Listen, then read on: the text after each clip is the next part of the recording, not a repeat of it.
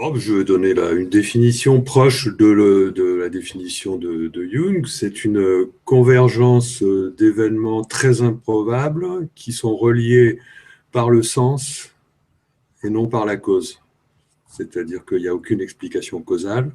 Par contre, ces événements et cette convergence d'événements fait sens dans la vie de la personne au point que ça va changer sa destinée, ou en tout cas déterminer sa destinée. Comment est-ce qu'on pourrait expliquer de façon simple, sans rentrer dans des détails trop érudits d'un point de vue scientifique, comment la synchronicité fonctionne? Comment ces coïncidences de choses dont on a besoin ou dont on a envie ou dont on a besoin de réponses, quels sont les mécanismes qui font que ça fonctionne? Morvan. Alors, Philippe, allez-y, s'il vous plaît. Pour l'explication. Vas-y, Philippe. Non, parce que contrairement à Morvan, en fait, je suis tout à fait d'accord avec son approche et je comprends sa réserve.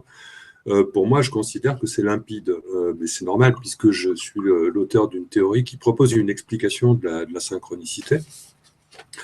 Et pour moi, et cette explication, pour moi, elle est devenue toute simple, c'est-à-dire qu'en fait, ça passe par une influence du futur sur le présent, sachant que le futur n'est pas quelque chose qui n'existe pas encore, mais quelque chose qui se construit progressivement en fonction de nos états de conscience et en particulier de nos états d'esprit et en liaison avec notre soi, au sens de Jung. C'est-à-dire que si on se connecte à notre soi, qu'est-ce qui se passe? Eh bien, on remet à jour notre plan existentiel, et pour peu que on soit parti dans une direction qui n'était pas la bonne et que justement donc on crée un changement de notre futur qui revient donc dans la direction de qui l'on est vraiment.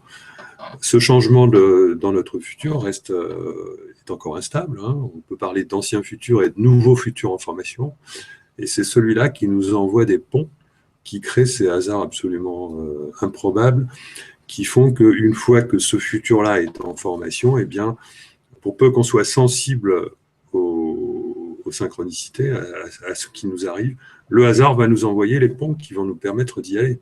C'est-à-dire que je résume souvent ça en disant que nos intentions créent dans le futur des effets qui deviennent à leur tour les causes d'effets dans le présent.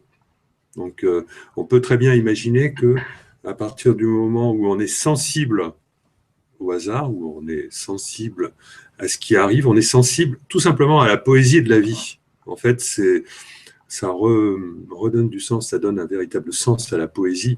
La poésie, c'est quoi? C'est d'arriver à être sensible à des choses qui, dans l'environnement ou dans des écrits, on va trouver un sens qui n'a rien de rationnel, qui est complètement irrationnel, mais en fait, ça n'a aucune importance que ce sens soit irrationnel, parce que ce sens va contenir les codes qui vont amener la pensée à se diriger vers